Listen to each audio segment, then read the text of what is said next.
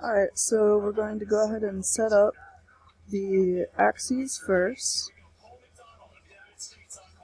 And I'm going to look at the maximum value that we have based on the standard deviations for our bar graph. So the largest one I have here is almost 7. So that's where I want to end at. It's around 7.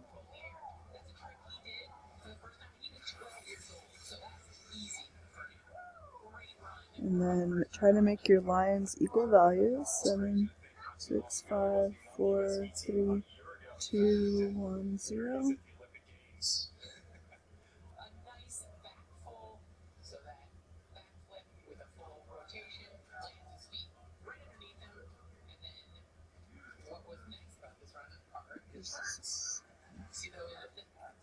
And then on the x-axis, you want to give space for each of your treatment levels.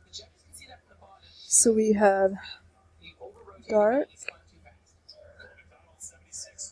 red, orange, yellow, green, blue, and white.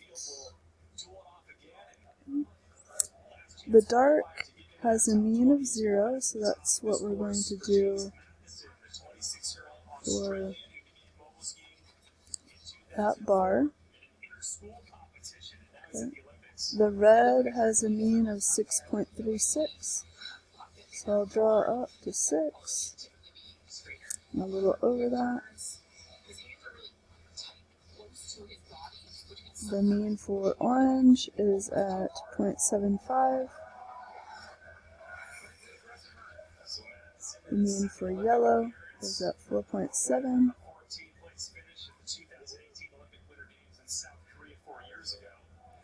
The mean of green is at 0.5. The mean of blue is 6.09.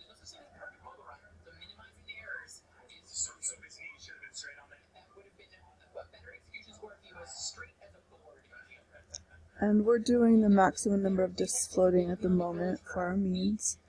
And then white is 4.2. Next, we have to draw in our standard deviation bars. So I've already calculated, and so in the bottom part of that table, I have plus 1 standard deviation and minus 1 standard deviation of the mean. So in this first instance, dark, we had 0 variation. For red, we had 6.98 for the upper limit and 5.74 for the lower limit of our I-bar, or error bar there. Orange, we have 0.775 and 5.725.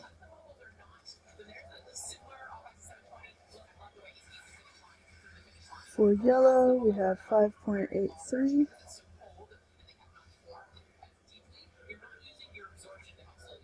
The upper limit, and 3.57 for the lower limit.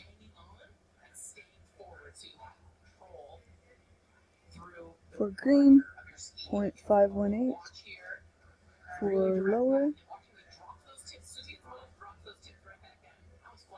and 0.518 for higher, and 0.48 for lower. For blue, 7.46 for upper, and 4.72 for lower.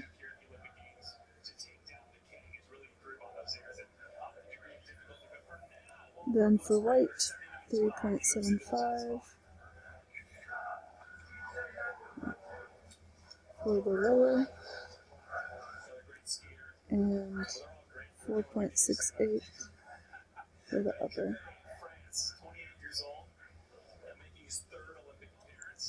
And then we need to not forget to put in our axes and their labels. So down here we have light, quality, or color. And on the right we have, on our y-axis, we have the maximum number of discs that floated.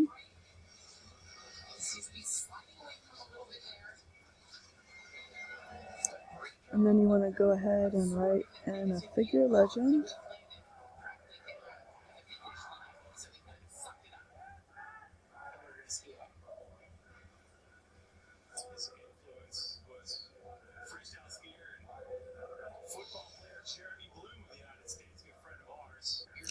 Just want to make sure that you write about what you have. So we have the average number of leaf discs that floated,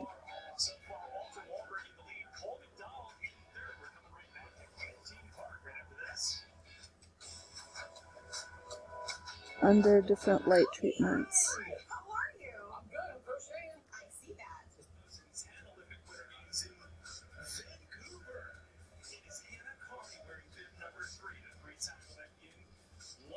And in this case, I'd probably also go ahead and put that the bars